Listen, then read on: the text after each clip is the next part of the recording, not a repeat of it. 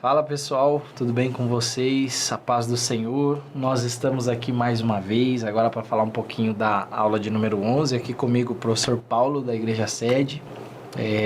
E a aula de número 11 que tem o tema Entendendo o Trabalho a partir da Cosmovisão Cristã. Nosso texto-chave para essa aula será o livro de Provérbios, capítulo 18, versículo 9. Se encontra em Provérbios 18, 9. Que diz: quem relaxa em seu trabalho é irmão do que destrói. E é uma síntese bem legal que a gente traz nessa aula, professor. Sim. É que, segundo os dados do Instituto Brasileiro de Geografia e Estatística, o IBGE, e a gente nem precisaria do IBGE para chegar nessa conclusão, é só contar de fato as horas trabalhadas, mas em média, no Brasil, né, a média de trabalho em horas no mês é de 176 horas.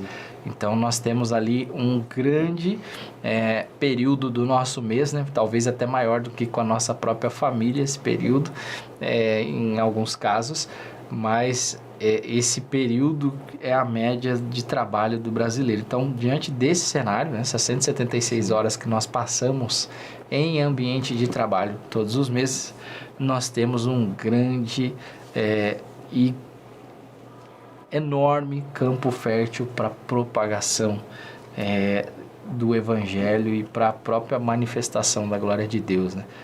Nós temos de fato uma oportunidade, esse é um campo de oportunidade que se abre diante da igreja. Mas vamos falar aqui um pouquinho dos nossos objetivos. O primeiro objetivo aqui é entender o propósito e a vocação. O segundo objetivo é compreender a importância do trabalho.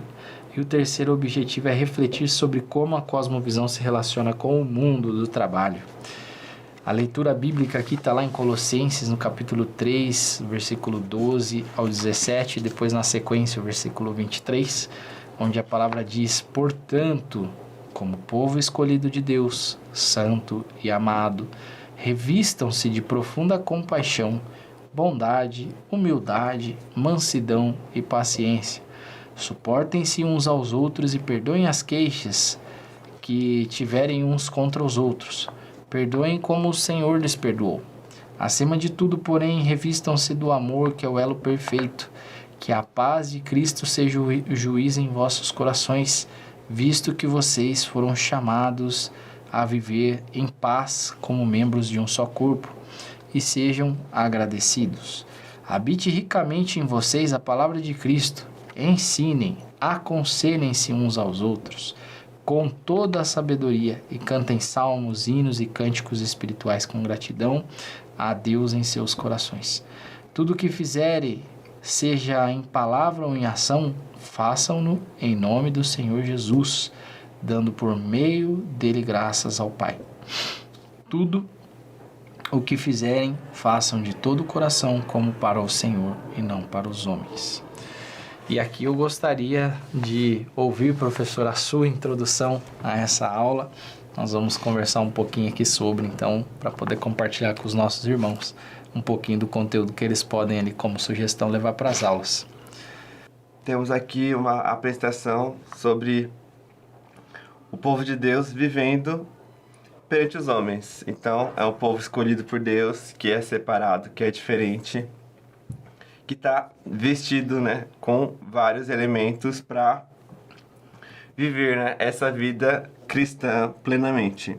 Então, tudo que eles devem fazer para qualquer pessoa, entre eles, entre pessoas que não são crentes, é fazer perante de Deus. Então, crente vive não só para si, não só para os irmãos da igreja, mas perante Deus, porque ele não faz para si, ele faz para Deus. É uma lógica diferente de que tudo que eu vivo nessa terra não é só dessa terra, é também para uma terra diferente, né? Para uma região diferente, para um Senhor diferente, que é eterno, que tudo vê, que tudo controla e que também é tudo recompensa, né? Seja bom, seja mal. E o legal desse texto, né, e dessa sua colocação aqui também é voltarmos lá nas primeiras aulas, onde a gente falava um pouquinho sobre a diferença, né, do mundo secularizado e da cosmovisão cristã. Né? Então, o mundo secularizado ele sempre vai olhar para o eu, ele vai olhar para os benefícios que eu posso ter, e o mundo e a cosmovisão cristã nos leva a um outro tipo de visão que é a visão de agradar a Deus, né? De olhar para Cristo como sendo o centro de tudo que nós fazemos, de tudo que nós pensamos, de tudo que nós vivemos. E aqui, nesse texto, a gente resgata um pouco dessa visão, né? É assim, aquilo que eu faço, tudo o que fizerem, façam como que para o Senhor. Porque muitas vezes nós entramos nos nossos ambientes de trabalho e nós queremos defender aquilo que é nosso, né? O nosso salário, o nosso emprego, a nossa atividade, a nossa reputação. E o convite aqui é que a gente saia um pouco desse sentimento do eu, né? E entre um pouco nessa visão do propósito do trabalho. Qual é o propósito? A quem nós queremos, né? Então, resgatar esse propósito, resgatar a consciência de quem nós queremos agradar com o nosso trabalho, né? Então, é importante que a gente entenda, de fato, qual é o propósito e qual é a nossa vocação. Mas a gente vive um cenário, hoje, né? Que eu trago aqui na revista, não sei quantos já viram ou já ouviram falar desse termo, que é o mundo VUCA, né? O mundo VUCA, ele remete à ideia, né? Um conceito criado primeiramente pelo exército americano após a Guerra Fria, onde eles criaram esse conceito da volatilidade do mundo em que nós vivemos, das incertezas, da complexidade, da ambiguidade que existe no mundo. E, de fato, até uma das coisas que me motivou aqui a trazer esse contexto foi um tema estudado na pós-graduação há alguns anos. De fato, nós vivemos isso dentro do ambiente profissional, e não só isso no ambiente profissional, mas em todas as áreas da vida. A gente percebe que existe uma grande volatilidade, incerteza, complexidade, e nós vemos no nosso dia a dia que o mundo ele gira muito mais rápido, vamos dizer assim, a roda gira muito mais rápido do que girava anteriormente. A gente está vivendo um mundo de uma aceleração constante e muito grande. Então, um dos elementos que nós vemos e um dos impactos que nós vemos com essa aceleração, né, muitas vezes no ambiente profissional, existe uma pressão para que se implante tecnologias, e às vezes você nem terminou de implantar, já surgiu uma tecnologia nova e a pressão das empresas e dos profissionais para estarem, né, no topo da tecnologia, no topo de linha, para ser melhor que seus concorrentes. Essas pequenas coisas que vão sendo introduzidas e que entram dentro do nosso escopo de trabalho no dia a dia, muitas vezes nos levam a um caminho de perda do sentido ou do real propósito do trabalho na vida do crente. Sim. O real objetivo do cristão é agradar ao seu Senhor, independente da circunstância e do movimento. E o mundo VUCA, ele acaba prejudicando, né, ou trazendo ali ruídos nessa comunicação ou nesse pensamento, ou nessa forma de pensar o mundo a partir da cosmovisão cristã. Então, a importância, né, que nós temos de entender o nosso propósito, ela é total aqui, de resgatarmos corriqueiramente o nosso propósito diante desse cenário que nós vivemos. E o fato é que tudo que foi criado, assim como nós, foi criado para um propósito, né? A bola foi criada para ser chutada, a faca foi criada para cortar, a caneta para escrever, a câmera para filmar, a mesa para sustentar. Então, de fato, tudo que é criado segundo uma necessidade, e tudo que é criado também é criado por um propósito. Então, criam-se coisas para atender a um propósito e a uma necessidade. Então, nós, enquanto seres humanos, fomos criados por um propósito.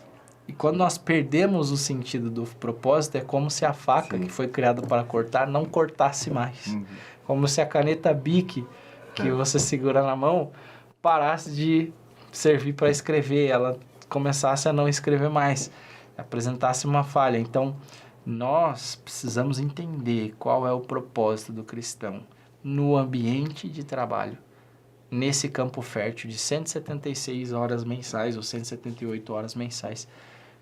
Quanto nós podemos ser produtivos enquanto cristãos para levar, entender, né, que esse é o nosso propósito e poder levar, de fato, o Evangelho de Jesus a esse ambiente, onde nós temos a maior parte do nosso relacionamento durante a maior parte do tempo das nossas vidas. Sim. É um tempo histórico de mudanças muito rápidas, né? E o perigo dessas instabilidades, né, desse terreno de areia, é a gente se deixar levar. A gente entrar numa corrida infinita que a gente nunca vai conseguir acompanhar perfeitamente. Porque a gente é limitado, né? A gente é um só e a tecnologia é em outra velocidade, a internet é em outra velocidade e a era da informação é em outra escala. E se a gente se deixar levar, a gente vai perder o foco, vai perder o objetivo, vai esquecer a nossa identidade, porque a gente vai querer agregar tudo e não ser nada. Mas, como você falou, temos um propósito, temos um alvo, e dentro daquilo que Deus pôs na gente, das características específicas, únicas e úteis, né? Que o que Deus pôs na gente não é inútil, tem uma razão.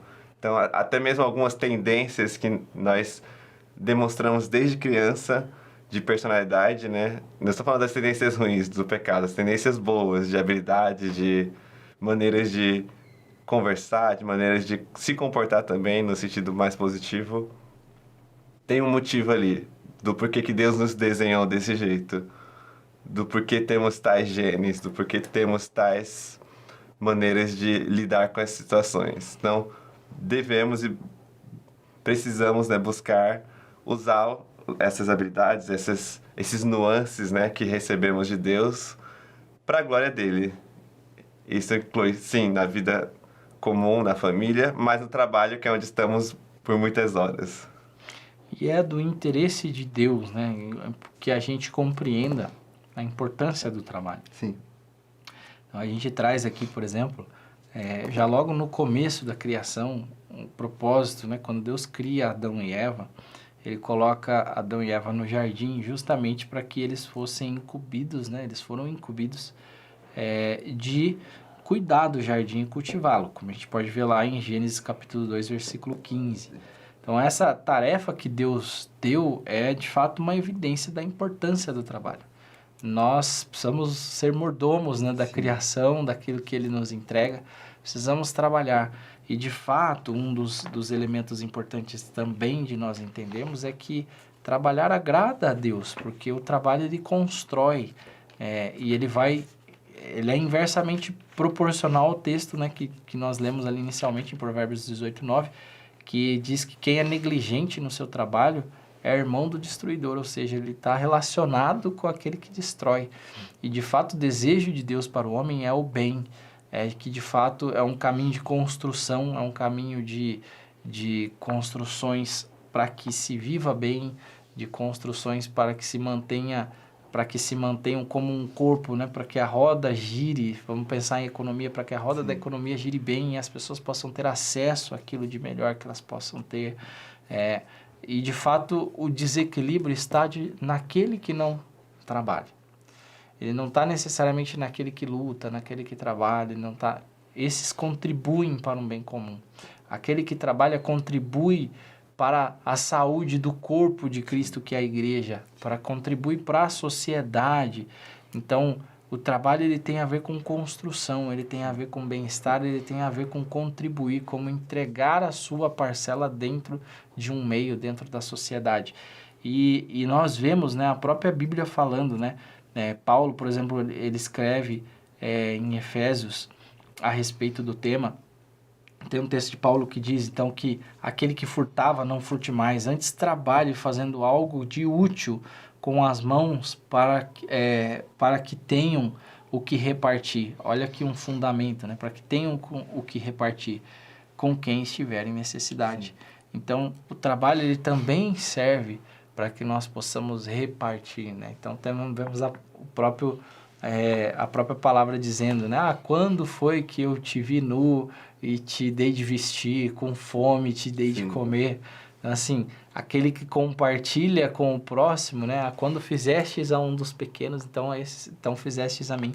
Então, aquele que compartilha com o próximo, aquele que trabalha e é capaz de fato dividir com aquele que tem necessidade, ele reparte com o próprio Senhor, né? Com o próprio Criador, o Pai.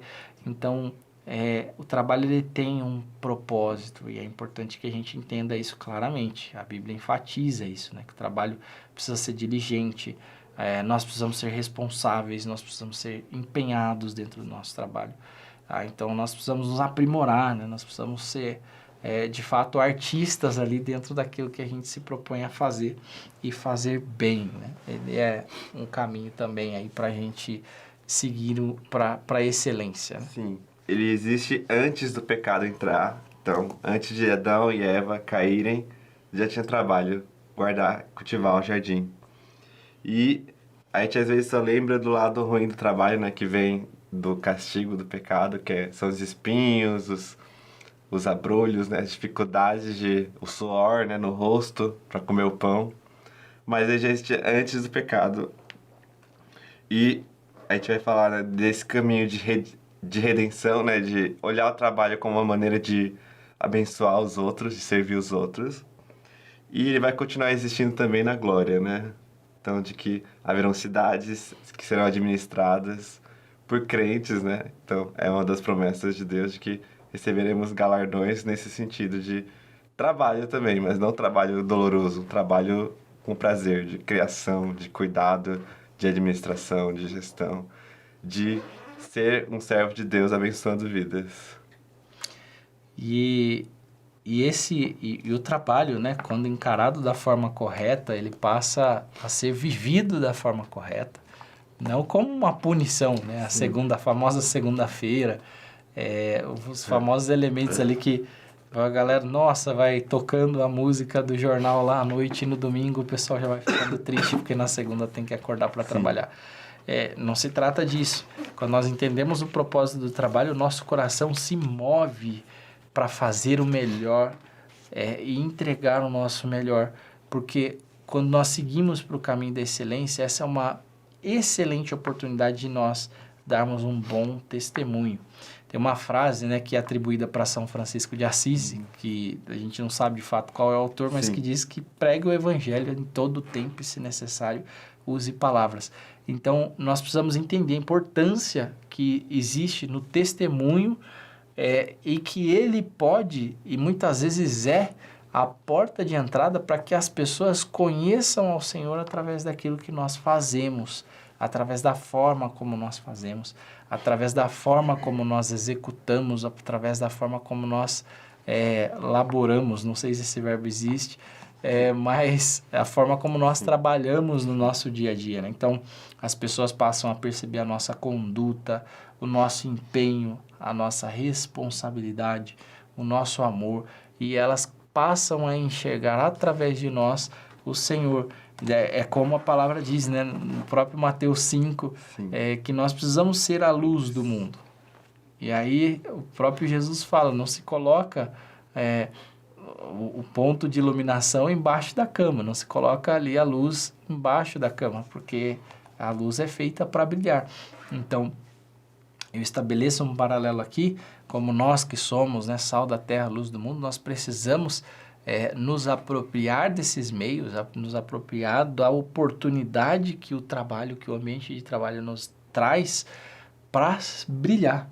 Brilhar e fazer com que as pessoas vejam o Cristo que é refletido através das nossas vidas, através das nossas ações. Então, que esse brilho de Cristo ele possa ser refletido através de nós no ambiente de trabalho, que as pessoas conheçam através do nosso empenho, do nosso trabalho, responsabilidade, respeito, amor, conheçam o nosso Senhor. Então, não se trata de nós, né, mais uma vez, mas se trata de honrar ao Senhor no ambiente que nós somos plantados por Ele. Então, é importante a gente entender que o trabalho é um caminho para que nós possamos dar testemunho e aproximar as pessoas de Cristo também. É bem provável que o trabalho, né, seja o lugar com mais descrentes que a gente vai passar na nossa vida. E é lá que a gente sabe quem é quem, né? Quem tem a ética cristã, quem quer viver honestamente, quem não vai criar confusões, calúnias, fofocas, grupos para fazer mal, quem não vai ter uma maneira questionável, né, de lidar com o trabalho, quem não vive reclamando, falando mal dos outros, puxando tapetes, né, com competições erradas. Que crente é esse no trabalho, né? Essa é a pergunta, né? Como que eu estou sendo cristão lá? estou sendo um exemplo de Cristo, né? Um pequeno Cristo, uma luz ainda que pequena, mas revelando a glória de Deus, ou estou sendo parte do comum, que às vezes é um ambiente mais corrompido, às vezes é um ambiente que fala coisas que não devia. Eu estou sendo parte dessa massa ou estou fazendo diferenças ainda que pequenas? Um ponto legal da gente perceber é assim, quando a gente não cria essa noção, né, do nosso propósito, da necessidade do testemunho, Sim. da nossa necessidade de que as pessoas enxerguem Cristo através de nós, né, que nós sejamos como cartas vivas nesse ambiente profissional, que é como a cosmovisão nos leva a encarar ou a ver o mundo profissional. Quando isso não é vivido segundo o princípio bíblico, nós caímos num elemento comum que são hoje os desafios que a gente tem no mundo do trabalho atual. Então, se nós olhamos para os dados, por exemplo, a OMS fala que hoje nós temos mais de 300 milhões de pessoas que sofrem de depressão no mundo inteiro. Isso é maior do que a população brasileira, tá? Então, são cerca ali de 260 milhões que sofrem de ansiedade. Olha como isso é dramático, né? Então, dessa forma, a gente tem essas condições, né? Então, além dessa questão da ansiedade, né, a gente tem um estudo também que é do Instituto Nacional de Saúde Mental dos Estados Unidos, que diz que 30% dos trabalhadores, eles apresentam sintomas relacionados à ansiedade e à depressão. Isso se dá muito porque as pessoas entram nesse ciclo de competição, de busca, de ansiedade pelo que há de vir, sempre correndo, né, atrás da cenourinha ali, e pensando no seu bem-estar, pensando nas suas realizações, pensando, né, no quanto a pessoa, a gente estava comentando aqui nos bastidores sobre a pirâmide de Maslow, né? Quanto que eu posso atingir o topo da minha performance e chegar lá em cima na pirâmide. Então, as pessoas, de fato, elas são levadas por esse caminho. E um dos pontos que eu gosto de refletir aqui foi uma das coisas que a gente tratou em uma das aulas. Quando nós olhamos para Cristo, olhamos para o Evangelho, nós descobrimos que há um lugar para todos nós, que não é um lugar de competição. Quando nós olhamos para o mundo do trabalho, nós sabemos que esse lugar é de competição o tempo todo, e essa é uma competição acirrada. De fato, se nós colocamos o nosso coração nesta competição, como a gente já falou também nas palavras de Paulo, se nós esperamos em Cristo somente para essa vida, nós somos miseráveis. Mas quando nós projetamos a nossa visão, não mais as nossas próprias realizações, somente as nossas próprias realizações, colocamos a finalidade do nosso coração nas realizações que nós podemos ter, e não no processo de honrar a Cristo, né, como em Colossenses está escrito, nós caímos nesse mundo e nessa rede comum, né, que pega ali boa parte das pessoas. Então, nós precisamos encarar esse mundo do trabalho como uma forma de honrar a Deus e saber equilibrar e dosar isso com o nosso propósito. Nosso propósito, de fato, enquanto cristãos, não é para essa vida, não é só para essa vida, não é só simplesmente olhar para essa coisa pequena, mas o nosso propósito, ele projeta para a eternidade. E junto com o nosso propósito que projeta para a eternidade, nós somos levados a uma conduta que vai aproximar as outras pessoas também de viver e de enxergar a Cristo e de aceitarem a Cristo como seu Salvador. Então, esse é um ponto importante de se destacar, né? Como vencer a ansiedade cairia até bem como uma dos pontos aqui da revista, né? Como é que a gente vence a ansiedade? Temos que estar com foco e propósito no lugar certo, né? Dá pra fazer uma revista só sobre isso, né? Uma coisa que eu queria comentar é justamente que tem gente que sacrifica tudo pelo trabalho. Sacrifica saúde mental, física, sacrifica a família. Então, tem filho pequeno, tem esposa, ou tem marido e tal, e não os vê nunca, por anos e anos e anos e anos. Depois vai sofrer as consequências. Tem gente que sacrifica o tempo dela com Deus pelo trabalho. E é uma questão de idolatria, né? A gente pode entrar nisso, de que ela colocou tudo na frente, né? O dinheiro, o tempo dela no trabalho, acima de todas as outras coisas. E isso vai fazer mal para ela. Em algum momento ela vai colher os frutos disso na família dela, no corpo dela, na vida dela com Deus. Então a gente precisa, né, reorientar as bússolas também quando a gente pensa no nosso emprego.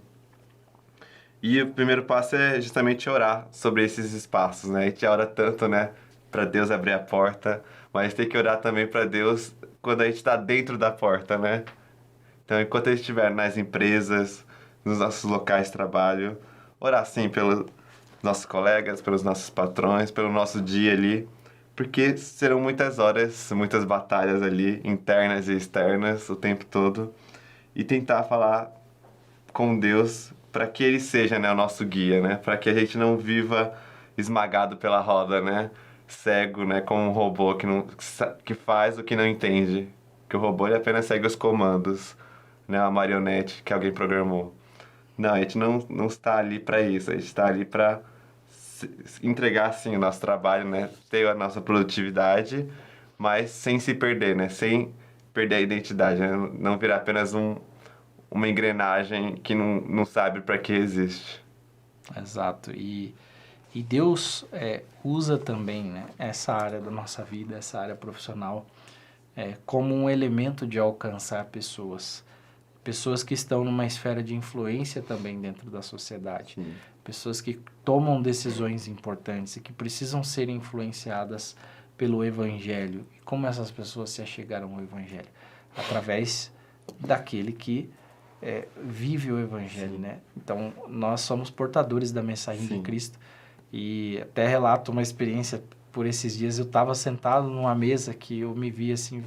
Por que Deus me colocou nesta mesa profissional? Né? Uma série de executivos ali, dentro da empresa que eu trabalho também. E estávamos ali, naquele momento, conversando sobre coisas da vida. Então, nesse momento me veio ali nossa, qual o propósito de eu estar aqui? Legal, eu cheguei até aqui pelo trabalho e etc. Mas qual é o propósito? Então, esse sentimento ele tem que pertencer, né? Ele tem que tomar no nosso coração. Qual é o propósito de estarmos sentados na mesa que estamos, tomando as decisões que nós tomamos, falando com as pessoas que nós falamos? Sim. O propósito é que nós levemos a mensagem do Evangelho, ainda que sem dizer uma palavra. Então, se necessário, né, use palavras, mas de fato o nosso testemunho e que a gente não perca essa consciência, né, de que Deus vai nos levar sim a lugares legais, a lugares de influência, a sentar à mesa de pessoas influentes, sim, através da excelência, né? Existe um caminho de Deus para isso, mas a gente não pode perder o propósito. Sim. O problema é que muitas vezes as pessoas, quando chegam em determinados lugares, elas perdem de fato o propósito, e elas se encantam com a mesa e não com o propósito de estar sentado à mesa. Então, uma das coisas também, né, que a gente traz aqui é que o Evangelho, ele de fato, ele fornece uma alternativa a esse caminho de ansiedade, né, que a gente vem falando, a esse caminho de competição, de viver nessa depressão, a essa volatilidade do mundo corporativo, do mundo do trabalho, mas o Evangelho fornece algo que para nós é sustentável. Então ele vai falar aqui o sucesso verdadeiro, né? Ele vai trazer a ideia de que o sucesso verdadeiro ele não pode ser medido apenas pelas nossas conquistas profissionais. Sim. Mas o sucesso verdadeiro ele tem que ser medido a partir das nossas conquistas eternas, sim, de fato.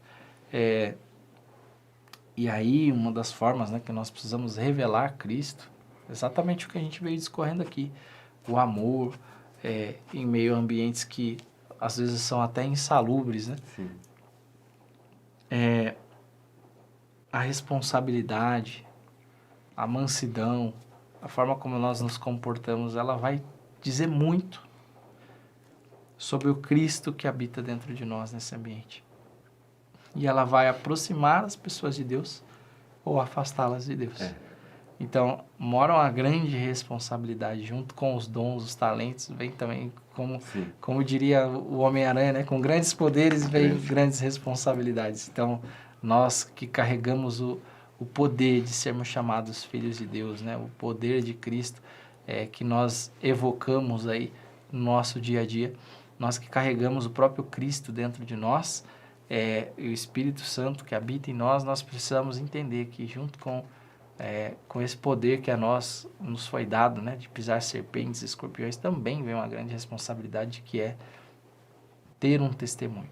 E caminhando aqui para o final, Paulo, da minha fala, um dos pontos aqui, né, que nós precisamos entender é que o trabalho, ele traz um sentido para a vida. Sim. Para a vida cristã. Ele tem um significado de propósito para nós. Um significado de propósito intrínseco. Deus, ele projetou o ser humano para uma realização também. Sim. Então, nós precisamos entender, diante de Deus, o nosso propósito, o propósito para o qual nós somos criados, e os caminhos pelo qual Deus tem nos conduzido para que a gente possa cumprir o nosso propósito. Eu gostei, a abordagem da eternidade é importante, e também para ficar um pouco menos longe, né? Até no sentido terreno, né?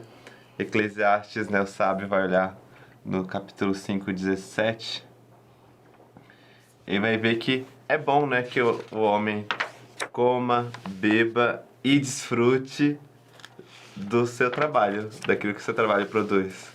Então a pessoa que vive pelo trabalho, ela não desfruta, né? Ela acumula, e o perigo é virar o rico insensato, né?